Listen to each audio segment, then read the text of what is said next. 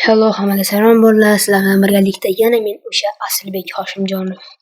Do'stlar, bugungi video roligimizda yana biz kompyuter o'rganish darslarini davom ettirgan holatda Word faylini PDF faylga va PDF faylini Word faylga o'tkazishni o'rganamiz do'stlar. Xo'p do'stlar, video boshlanishidan oldin like va obuna tugmasini bosib qo'ying.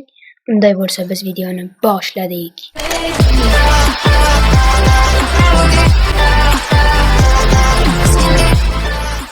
Xo'p do'stlar, mana bizga kerak bo'ladi Word fayli. Demak, siz o'zingiz PDF ga o'girmoqchi bo'lgan Word faylini ochib olasiz va men o'zimning asalarilarning hayoti nomli Word faylimni открыть qilib olaman do'stlar.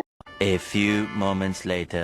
Va mana ko'rib turganingizdek asalarilarning hayoti nomli loyihamiz ochildi. Buni albatta o'zim qilganman. Xo'p, va endi bu yerda fayl bo'limiga o'tamiz. Va сохранить как tugmasini bosamiz va obzor tugmasini ezgan holatda рабочий stol любой joy tanlaymizda va mana bu yerda tip fayli bor.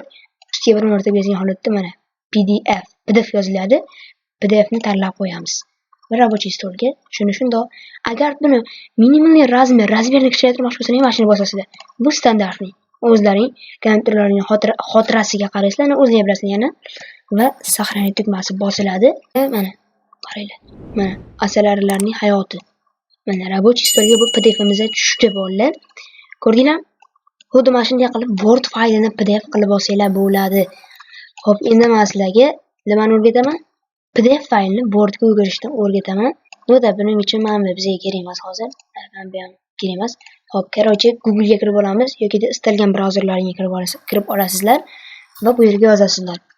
PDF to Word. Bo'ling. Enter shu. Va kelib chiqqan saytlardan mana bu birinchisi. Hop, ko'rib turibsizlar mana ilove.pdf.com. Bir kommentariyani topishlaring mumkin. Meni kommentariyamdan yokida mana shunday yozganlaringiz chiqishi ham mumkin bu sayt va bu saytga biz bir marotaba yozgan holatda kirib olamiz. Va do'stlar, mana saytga kirganimizda shunday oyna ochiladi. Va select PDF faylni ustiga bir marotaba ezamiz do'stlar. Va mana bu yerda o'zingizda bor PDF fayllarni tanlab, topib, короче, keyin esa istalgan o'sha Word ga aylantirmoqchi bo'lgan PDF faylingizni tanlab, открыть tugmasini bir marotaba bosasiz va bu yerda hozir sizda oyna ochiladi. Va mana ochilgan oynada ko'rib turibsiz sizning PDF faylingiz.